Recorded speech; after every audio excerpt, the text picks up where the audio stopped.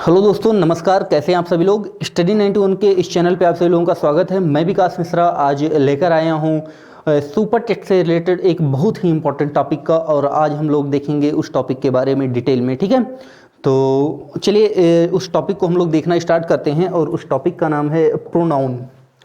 जो हमारा टॉपिक है उस टॉपिक का नाम है प्रोनाउन, और यहाँ से हम लोग प्रोनाउन चैप्टर को देखना स्टार्ट करेंगे।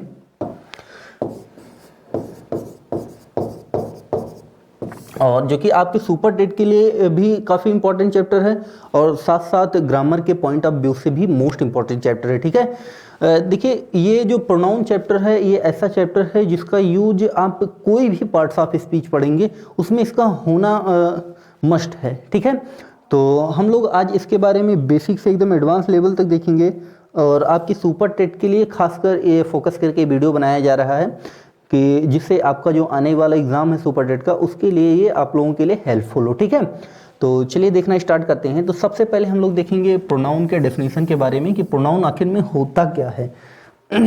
ठीक है, तो आधा तो आप लोग पहले से डेफिनेशन रखे होंगे कि it is a word which is used in place of noun. ठीक है, सिंपल बात वही है। ऐसे आप लिख सकते हैं कि it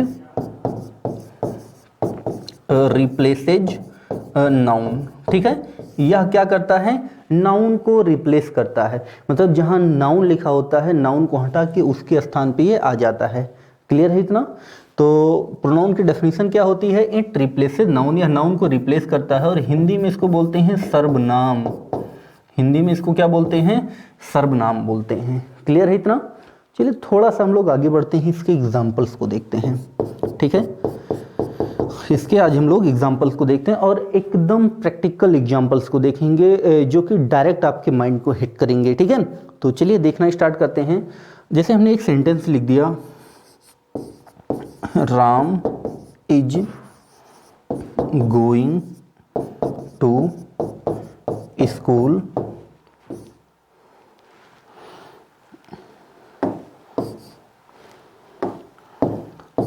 he is an intelligent student. ठीक है, हमने पहला सेंटेंस क्या लिखा, Ram is going to school, और आगे हमने लिखा he is an intelligent student. ठीक है, ये हो गया अपना फर्स्ट वाला क्वेश्चन। क्वेश्चन नंबर सेकंड हम लोग देखते हैं, एग्जांपल नंबर सेकंड। इसमें हमने लिखा Geeta is a beautiful lady, और आगे हमने लिखा सी इज वेरी रिलीजियस, और तीसरा हमने लिखा माई ब्रदर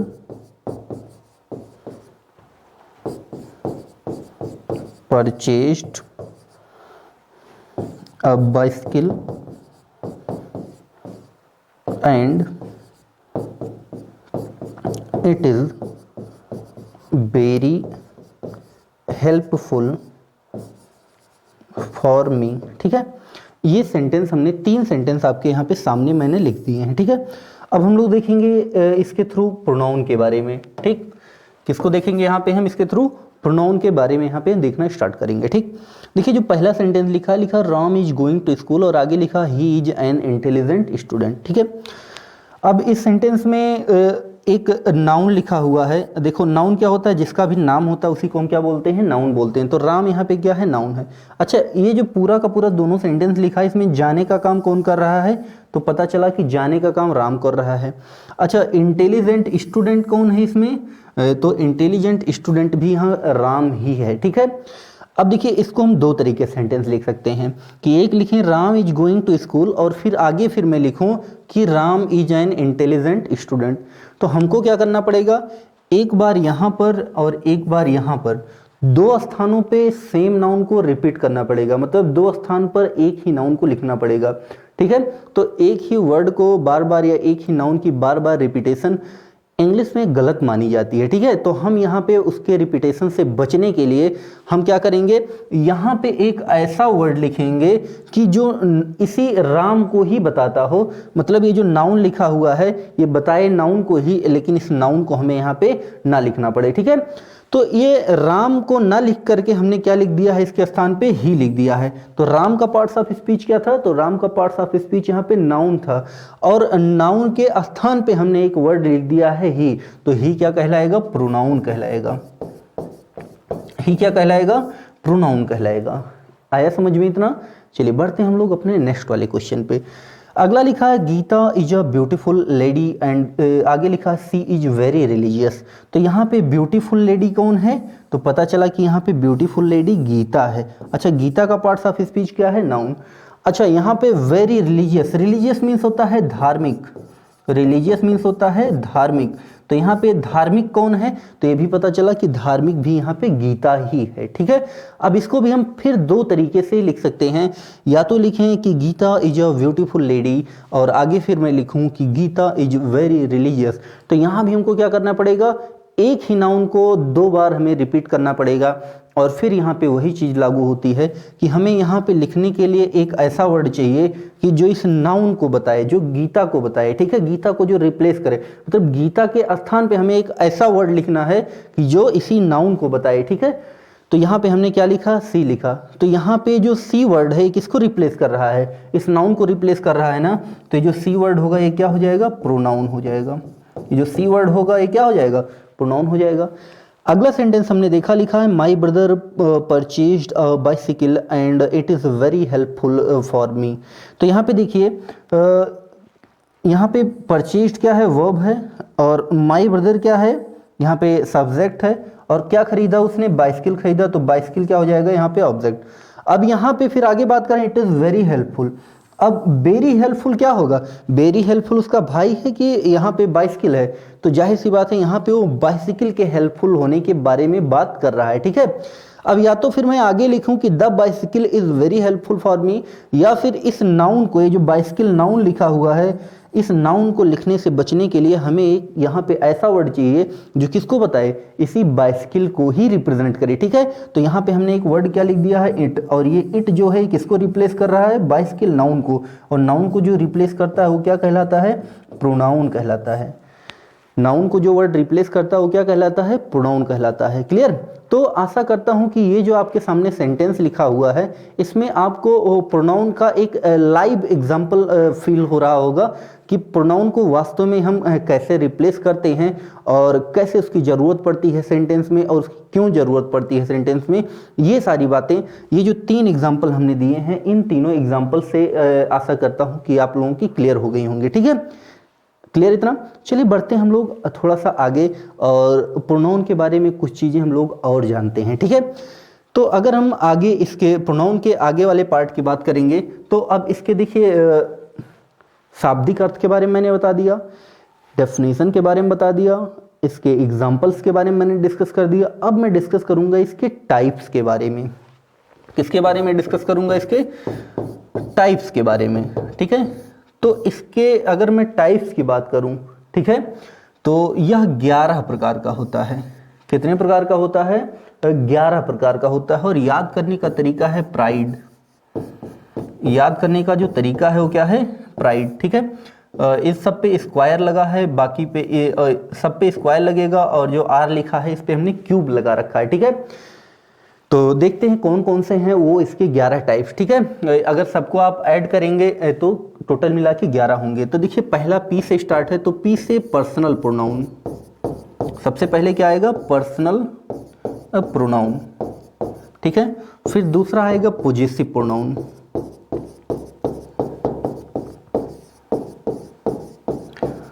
फिर तीसरे नंबर पे आर से स्टार्ट होना है, तो आर से रिलेटिव प्रोनाउन। आर से क्या हो जाएगा, रिलेटिव प्रोनाउन हो जाएगा। फिर चौथे नंबर पे आएगा रेसिप्रोकल प्रोनाउन।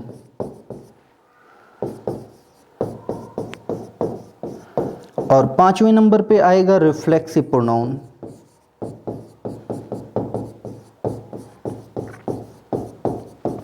फिर छठवें नंबर पे आना है किससे, आई से आना है, ठीक है। Indefinite pronoun.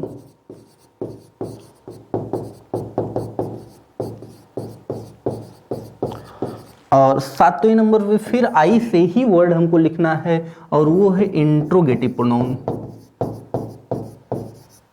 और ये हमें लगता है आपका फेमस प्रोनाउन भी होगा और मोस्ट फेवरेट होगा। चलिए 8वें नंबर पे अपना डी से आना है, तो डिस्ट्रीब्यूटिव प्रोनाउन।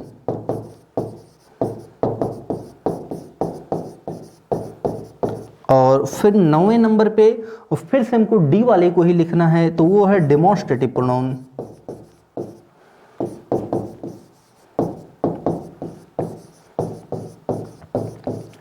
और फिर 10th नंबर पे अपना ई से है एम्फैटिक प्रोनाउन।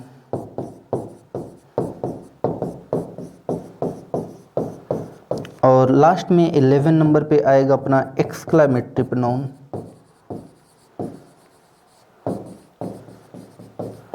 ठीक है, तो ये टोटल जो आपके सामने लिखे हुए हैं ये प्रोनाउन के 11 प्रकार हैं। ठीक है, कितने प्रकार के प्रोनाउन होते हैं? 11 प्रकार के, और 11 के 11 आपके सामने लिखे हुए हैं। ठीक है, इनको याद करने का तरीका क्या है, इनको याद करने की ट्रिक क्या है? तो आप इन सबको प्राइड से याद रख सकते हैं। किससे याद रखेंगे? प्राइड। केवल आर पे क्यूब है, बाकी सब पे क्या है? स्क्वायर है। बहुत ही अच्छी ये ट्रिक है। ठीक है, इसको आप लोग हमेशा अप्लाई कर सकते हैं। जब भी आप प्रोनाउन के टाइप्स के बारे में भूलना, मतलब आपको लगे कि आप उसको भूल गए हैं, तो यहाँ से आप उसको रिकॉल कर सकते हैं, रिमाइंड कर सकते हैं। ठीक है, क्लियर है? तो ये सब टोटल क्या हो गया? उसके 11 के 11 प्रकार। एक बार मैं फिर से आप लोगों को बता दे रहा हूँ, इसको पढ़ के सुना दे रहा हूँ, जिससे आप लोगों को कोई कन्फ्यूजन ना हो। पहला है पर्सनल प्रोनाउन। ठीक है, दूसरा है पॉजेसिव प्रोनाउन, तीसरा है रिलेटिव प्रोनाउन, चौथा है रेसिप्रोकल प्रोनाउन, पांचवा है रिफ्लेक्सिव प्रोनाउन, छठवां है इनडेफिनिट प्रोनाउन, ये डी लिखा हुआ है।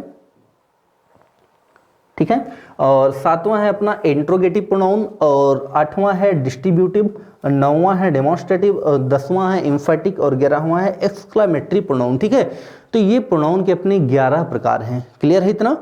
अब हम लोग क्या करेंगे, आगे से एक एक प्रकार के बारे में यहाँ से डिटेल में देखना स्टार्ट करेंगे, और जो कि आपके एग्जाम के लिए काफ़ी हेल्पफुल होगा। क्लियर है? तो चलिए हम लोग स्टार्ट करेंगे यहाँ से एक एक प्रोनाउन को देखना। तो सबसे पहले हम लोग देखेंगे पर्सनल एंड पॉजेसिव प्रोनाउन के बारे में।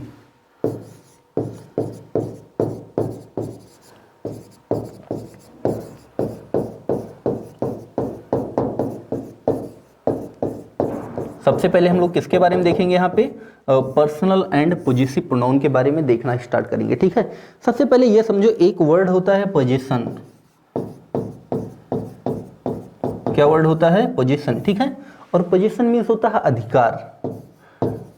क्या होता है? अधिकार।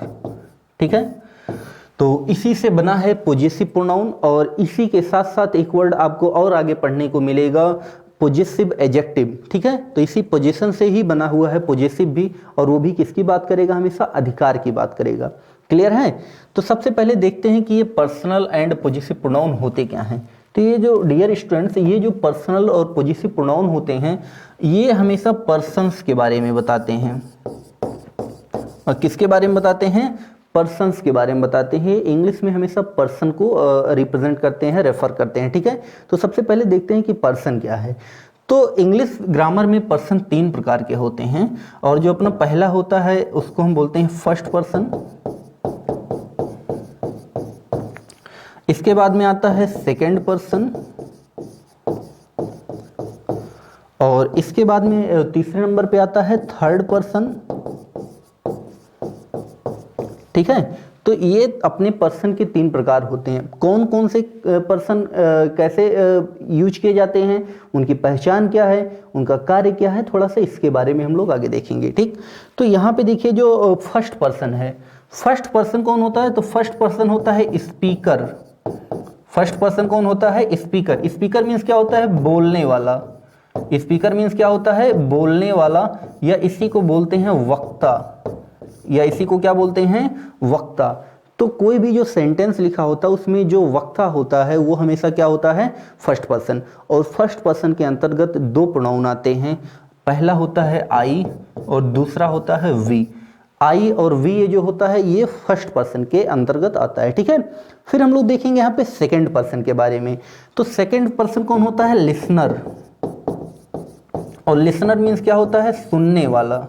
लिसनर मीन्स क्या होता है? सुनने वाला। किसी के द्वारा कही गई बातों को जो सुनता है, जो सामने वाला बातों को सुन रहा होता है, उसको हम क्या बोलते हैं? लिसनर। और जो लिसनर होता है वो क्या होता है? सेकंड पर्सन होता है। और सेकंड पर्सन के अंतर्गत केवल एक ही प्रोनाउन आता है और उस प्रोनाउन का नाम है यू। उस प्रोनाउन का नाम क्या है? यू। और जो ये थर्ड पर्सन लिखा हुआ है, थर्ड पर्सन होता है to whom we talk about. To whom we talk about मतलब जिसके बारे में बात की जाती है, जिसके बारे में बात की जाती है, उसको हम क्या बोलते हैं? थर्ड पर्सन बोलते हैं, ठीक है। उसको हम क्या बोलते हैं? थर्ड पर्सन बोलते हैं। और थर्ड पर्सन के अंतर्गत ही, सी, इट और दे, ये जो चार प्रोनाउन आपके सामने लिखे हैं, ये चार के चारों प्रोनाउन थर्ड पर्सन के अंतर्गत आते हैं, ठीक है। फिर से सुनो, देखो फर्स्ट पर्सन कौन होता है? स्पीकर, बोलने वाला जो होता है उसको हम फर्स्ट पर्सन के अंतर्गत रखते हैं। और कौन कौन प्रोनाउन आते हैं? आई और वी। अगला हम देखते हैं सेकंड पर्सन। सेकंड पर्सन कौन होता है? लिसनर, जो सुनने वाला होता है। इसके अंदर कौन कौन से प्रोनाउन आते हैं? यू। और थर्ड पर्सन कौन सा होता है? To whom we talk about मतलब जिसके बारे में हम बात करते हैं, जिसके बारे में बात की जाती है, उसको हम क्या बोलते हैं? Third person. और कौन कौन आता है? ही, सी, इट और दे, ये जो चार प्रोनाउन आपके सामने लिखे हैं थर्ड पर्सन के अंतर्गत आया करते हैं। क्लियर है इतना? तो जैसे अगर इसको आप प्रैक्टिकली समझना चाहें तो ऐसे समझिए कि मैं बोल रहा हूं तो मैं कौन सा पर्सन हूं? First person. आप लोग सुन रहे हैं तो आप लोग कौन से पर्सन होंगे? Second person. और देखिए इसके पहले जब एग्जाम्पल लिखा हुआ था तो वहाँ पे एग्जाम्पल में हमने एक शब्द लिखा था राम, तो वहाँ पे हम राम के बारे में बात कर रहे थे ना। या फिर यहाँ पे हम इंग्लिश के बारे में बात करें तो इंग्लिश किस में आएगी? थर्ड पर्सन में आएगी। क्लियर है इतना? कोई प्रॉब्लम? चलिए देखते हैं, थोड़ा सा हम लोग आगे बढ़ते हैं, ठीक है। तो यहाँ पे जानकारी हो गई पर्सन्स के बारे में। अब हम एक एक जो आपके सामने प्रोनाउन लिखे हुए हैं, इन प्रोनाउंस के बारे में थोड़ा सा डिटेल में देखेंगे और इनके फंक्शंस के बारे में हम लोग यहाँ पे देखना स्टार्ट करेंगे। तो एक चार्ट मैं बना रहा हूँ। सबसे पहले आप एक काम करो, उस चार्ट को आप लोग नोट कर लो, ठीक है। तो वो चार्ट आपके सामने यहाँ पे मैं ड्रॉ कर दे रहा हूँ।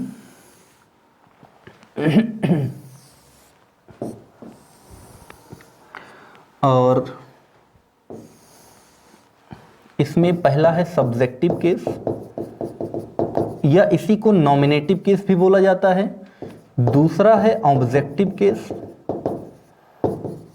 और तीसरा है possessive pronoun.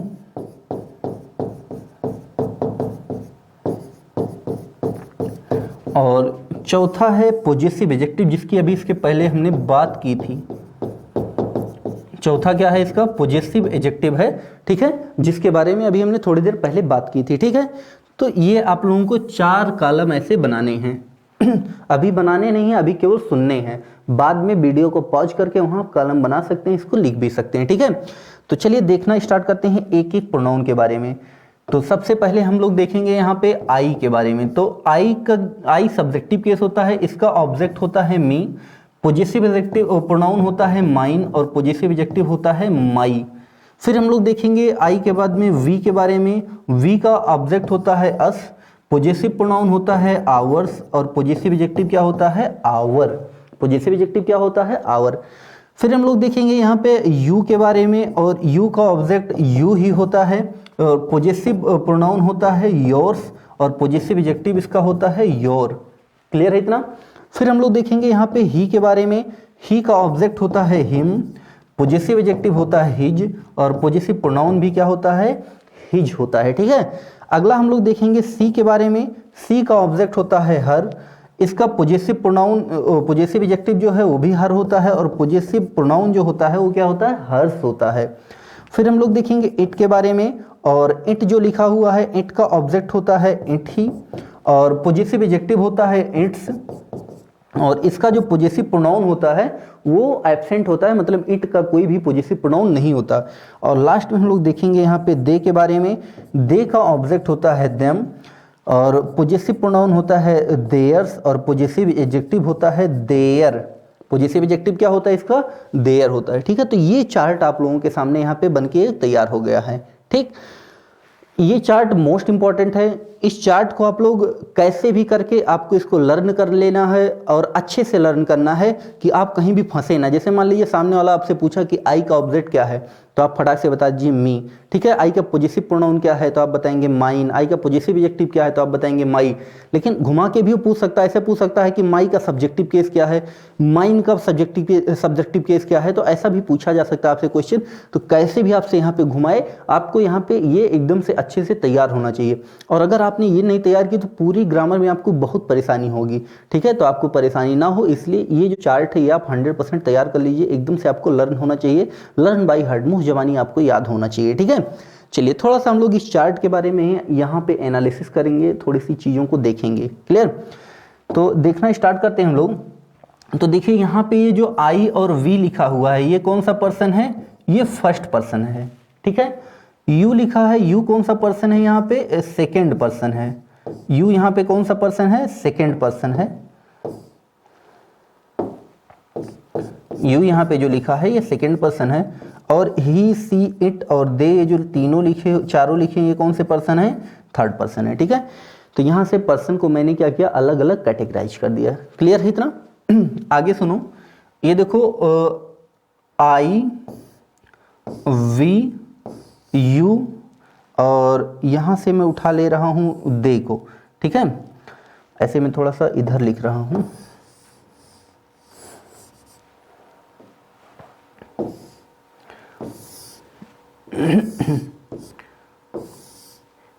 I, we, you और दे, ये जो चार प्रोनाउन लिखे हैं ये चारों प्लूरल होते हैं। ये अपने फॉर्म्स में क्या होते हैं, प्लूरल होते हैं। और ये जो ही, सी, इट लिखा हुआ है आपके सामने, क्या लिखा हुआ है, ये जो ही, सी और इट लिखा हुआ है, ये तीन के तीनों क्या होते हैं, सिंगुलर होते हैं। क्या होते हैं, सिंगुलर होते हैं। सिंगुलर क्या होता है, मतलब जो नंबर में एक को बताता है, जो संख्या में एक को बताता है उसको हम बोलते हैं सिंगुलर। और जो एक से अधिक को व्यक्त करता है उसको हम क्या बोलते हैं, प्लूरल। उसको हम क्या बोला करते हैं, प्लूरल। अगला देखिए, थोड़ा सा अगर आगे बढ़ेंगे तो यहाँ पे ये पता चलेगा कि ये जो ही लिखा हुआ है ये मैस्कुलिन जेंडर को दिखाता है। किसको दिखाता है, मैस्कुलिन जेंडर को, मतलब मेल को, पुलिंग को रिप्रेजेंट करता है। और सी जो लिखा है ये फेमिनिन जेंडर को रिप्रेजेंट करता है। किसको रिप्रेजेंट करता है, फेमिनिन जेंडर को, मतलब स्त्रीलिंग को। और ये जो इट लिखा हुआ है, इट को इधर लिख देता हूँ। इट का प्रयोग हम थिंग्स के लिए करते हैं और थिंग्स के साथ साथ एनिमल्स के लिए भी किया जाता है। ठीक है, एनिमल्स हो या थिंग्स हो उसके लिए हम हमेशा किसका प्रयोग किया करते हैं, इट का प्रयोग किया करते हैं। ठीक है, तो इतना क्लियर हो गया। थोड़ा सा आगे देखो, ये देखिए ही, सी और इट, अगर इनके मैं प्लूरल की बात करूं, जैसे मैं आपसे पूछ लिया कि इट का प्लूरल क्या होता है, चलिए फटाक से आप लोग कमेंट करके बताइए। मैं तो बताऊंगा ही, लेकिन अभी तुरंत कमेंट करके बताइए कि इट का प्लूरल क्या होता है। तो बहुत सारे बच्चे बता देंगे सर इट का प्लूरल इट्स होता है। क्या बता देंगे, इट का प्लूरल इट्स होता है। नहीं प्यारे बच्चों, इट का प्लूरल नहीं होता, इट्स नहीं होता है, इट का प्लूरल दे होता है। और केवल इट का ही प्लूरल दे नहीं होता है, ही, सी का भी प्लूरल दे होता है। आया समझ में, कोई कंफ्यूजन? तो आज के बाद में कभी कंफ्यूज मत होना। और आपके एग्जाम में ये चीज़ें जरूर पूछता है कि किस वर्ड का प्लूरल क्या होता है। ठीक है, तो वहाँ पे आपको प्लूरलाइज करने के लिए देता है। तो अगर इन केस आपसे इट पूछा जा रहा है तो इट का प्लूरल कभी इट्स टिक मत करके आना। इट का प्लूरल जो होता है वो क्या होता है, दे हुआ करता है। क्लियर है इतना?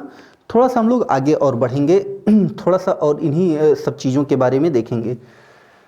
आगे थोड़ा सा देखते हैं। अच्छा चलिए इसी स्लाइड के बारे में थोड़ा सा और देख लेते हैं। अब देखिए यहाँ पे एक वर्ड हमने बोला है पॉजेसिव एडजेक्टिव।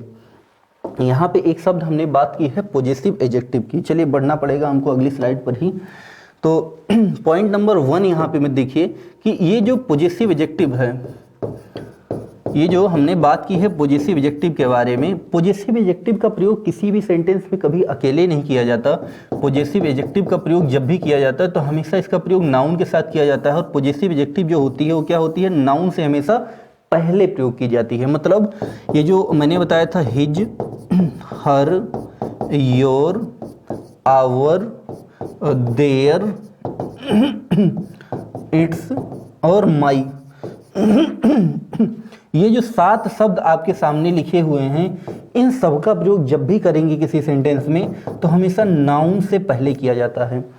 कहाँ पे किया जाता है प्यारे बच्चों? इन सब का प्रयोग जब भी करेंगे तो हमेशा इन सब का प्रयोग नाउन से पहले किया जाता है।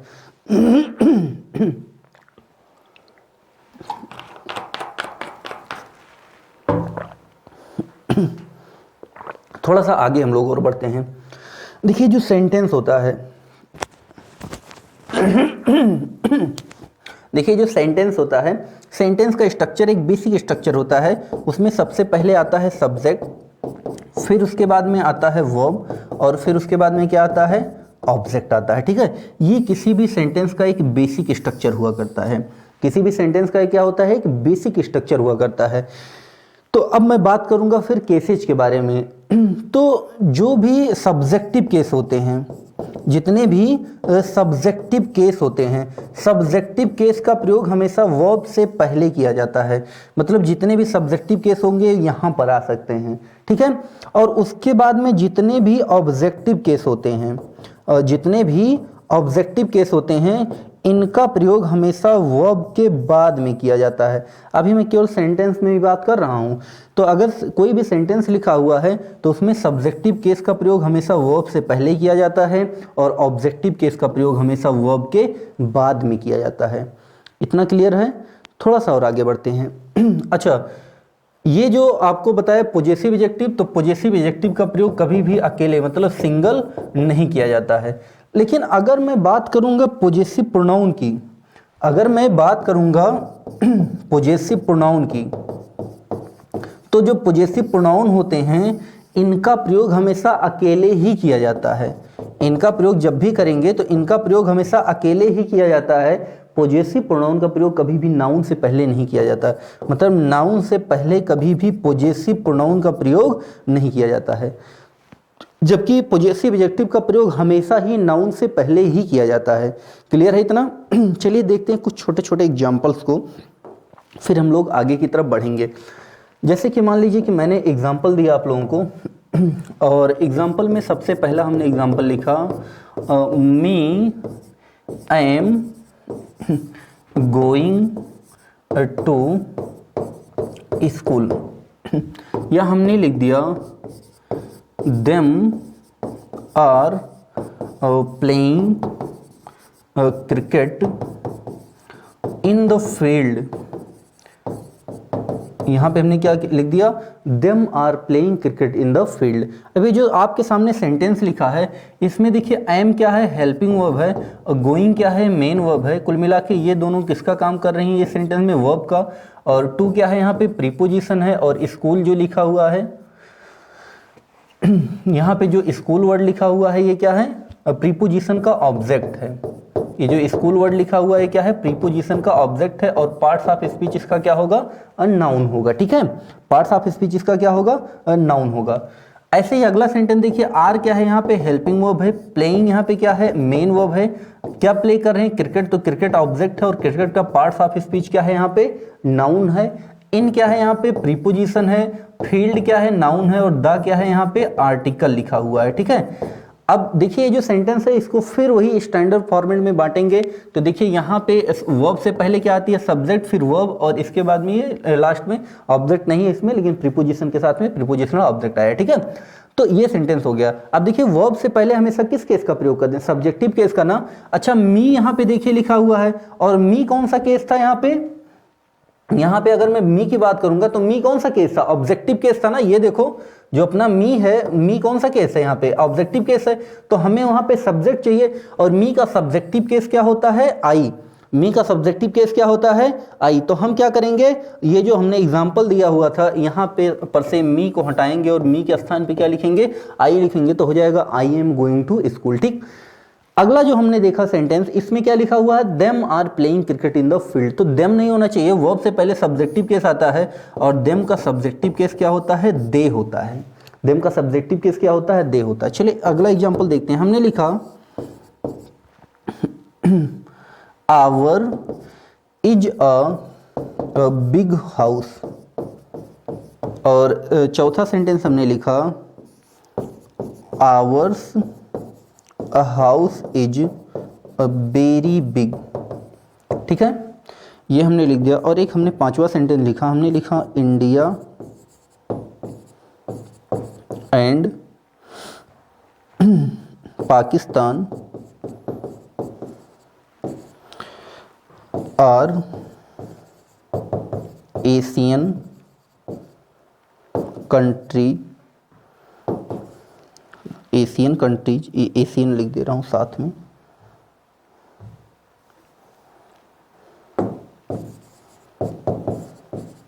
और आगे हमने लिखा ब्लैंक आर डेवलपिंग नेशंस। ठीक है, ये हमने सेंटेंस आपके सामने लिख दिया। नेशन मतलब देश होता है। और नीचे ऑप्शन बना दिया इट, बी में लिखा दे, सी में लिखा ही, और डी में लिखा वी। ठीक है, ये चार ऑप्शन हमने बना दिए हैं।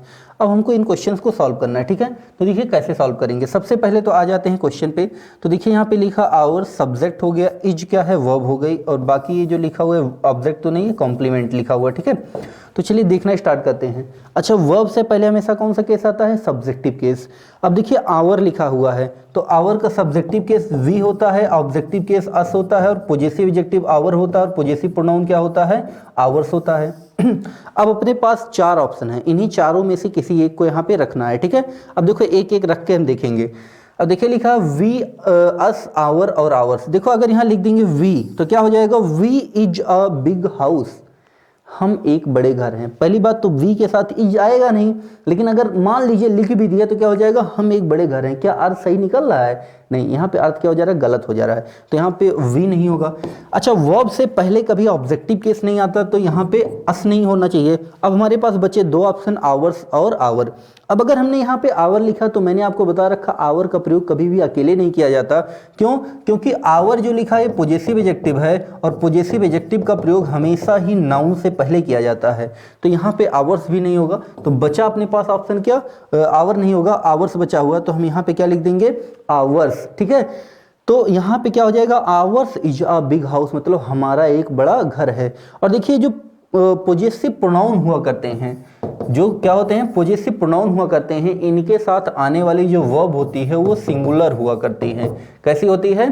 सिंगुलर हुआ करती है। तो अब ये जो सेंटेंस लिखा है सही हो गया। ठीक है, अच्छा एक चीज अगर थोड़ा सा एनालाइज करेंगे तो यहाँ पे जो आवर्स शब्द लिखा है ये किसके बारे में बता रहा है? आवर्स का मतलब क्या है? आवर्स का मतलब है आवर हाउस। आवर्स का मतलब क्या है? Our house. तो चलो नीचे देखते हैं, लिखा आवर्स हाउस। अब देखो हाउस नाउन है ना, अब नाउन से पहले क्या आता है? Possessive adjective. तो यहाँ पे आवर्स नहीं होना चाहिए, क्या होना चाहिए? आवर। तो our house is very big. ठीक है, क्या हो जाएगा? Our house is very big. अब देखो वर्ब लिखा है, वर्ब से पहले पूरा सब्जेक्ट हो गया, और ये पूरा क्या हो जाएगा? ऑब्जेक्ट। अब आप कहेंगे नहीं सर वर्ब से पहले सब्जेक्टिव केस आता है। तो डियर जब अकेले आना होगा तब सब्जेक्टिव केस आएगा, लेकिन यहाँ पे नाउन दे दिया है सब्जेक्ट के रूप में, तो नाउन से पहले हमें यहाँ पॉजेसिव एडजेक्टिव लगानी है। नाउन से पहले कभी ना, या नाउन को कभी भी प्रोनाउन क्वालिफाई नहीं करता, नाउन को हमेशा एडजेक्टिव क्वालिफाई किया करता है। ठीक है, तो यहाँ पे इसलिए हम क्या लिखेंगे? Possessive adjective. तो चाहे हम यहाँ पे लिखें आवर्स और चाहे यहाँ पे हम लिख दें आवर हाउस। ठीक है, दोनों बात एक ही है। दोनों किसको बता रहे हैं? आवर हाउस को ही बता रहे हैं। आवर्स जो लिखा है वो भी आवर हाउस को ही रिप्रेजेंट कर रहा है। तो यहाँ से हमको पता चला कि जो पॉजेसिव प्रोनाउन होता है क्या होता है? देखो आवर क्या है? पॉजेसिव एडजेक्टिव है ना, और हाउस क्या है? नाउन है। तो यहाँ पे हमको एक चीज ये पता चली कि जो पॉजेसिव प्रोनाउन होता है वो पॉजेसिव एडजेक्टिव और नाउन इन दोनों को मिला के बना हुआ होता है। ठीक है, चलिए बढ़ते हैं आगे। लिखा India and Pakistan are Asian countries. ठीक है, सही बात है। अच्छा यहाँ पे इंडिया लिखा हुआ है और यहाँ पे क्या लिखा है? पाकिस्तान लिखा हुआ है। ठीक, और फिर आगे लिखा आर डेवलपिंग नेशन, मतलब ये क्या है? एक विकासशील देश है। ठीक है, तो अगर हमें ये दिखाना है तो यहाँ पे देखिए अगर केवल इंडिया होता तो केवल बताना होता इंडिया, भारत एक विकासशील देश है, तो हम ऐसे लिखते it is a developing nation या डेवलपिंग कंट्री, ठीक है, ऐसा लिखते। अगर केवल इंडिया या केवल पाकिस्तान लिखा होता तो एक सिंगुलर को दिखाने के लिए हम क्या लिखते, इट लिखते। लेकिन अब देखिए यहाँ पे इंडिया ये भी इट को रिप्रेजेंट कर रहा है और पाकिस्तान ये भी किसको रिप्रेजेंट कर रहा है, इट को, मतलब दो इट है। तो हमें वहां पे क्या चाहिए, इट के प्लूरल को दिखाने वाला वर्ड चाहिए, और इट का प्लूरल हमेशा क्या होता है, दे होता है। तो यहाँ पे क्या हो जाएगा, दे आर डेवलपिंग नेशन, ठीक है, क्या हो जाएगा, दे हो जाएगा वहां पे, ठीक है। और मैंने आपको अभी जस्ट इसके पहली वाली स्लाइड में बताया था कि जो ही, सी, इट होता है, इन तीनों का प्लूरल क्या होता है, दे होता है। कॉमनली बच्चा ये जानता है, उसके दिमाग में ये चलता है कि अगर हमने दे बोला है तो दे किसी व्यक्ति को दिखाएगा। नहीं प्यारे बच्चों, दे हमेशा व्यक्ति को नहीं दिखाता, दे प्लूरल थिंग्स को भी दिखाया करता है। क्लियर है? तो आशा करता हूँ कि यहाँ से काफ़ी कुछ चीज़ें आप लोगों की क्लियर हो गई होंगी, ठीक है। तो आज के लिए इतना ही, और बाकी हम लोग मिलते हैं फिर किसी नेक्स्ट वीडियो में इसके आगे के डिस्कशन के लिए। और तब तक आप लोग पढ़ते रहिए, आपकी तैयारी हमारे लिए मोस्ट इम्पॉर्टेंट है कि आपकी तैयारी अच्छे से हो, इसलिए हम लोग ये वीडियो जो आप लोगों के लिए प्रोवाइड कराया करते हैं। तो आप लोग वीडियो को देखिए और वीडियो को लाइक कीजिए, शेयर कीजिए और कमेंट करके हमको ज़रूर बताइए कि आपको ये वीडियो कैसी लगी, जिससे हम लोगों को अगला पार्ट बनाने के लिए थोड़ा सा प्रोत्साहन मिलता है, ठीक है। तो आप लोग कमेंट जरूर कीजिएगा। और अगर आप लोग हमारा सुपर टेट का पेड बैच ज्वाइन करना चाहते हैं तो आप लोग स्टडी 91 के वेबसाइट पे आप जा सकते हैं। स्टडी 91 का प्ले स्टोर से आप ऐप डाउनलोड कर सकते हैं, ठीक है। वहाँ से आप लोगों को इसकी इन्फॉर्मेशन मिल जाएगी और वहाँ पे आप लोगों को क्वालिटी कंटेंट और क्वालिटी वीडियो, क्वालिटी एजुकेशन आपको प्रोवाइड की जाएगी, ठीक है। तो ओके, आज के लिए इतना ही। बहुत बहुत धन्यवाद आप लोगों को। नमस्कार।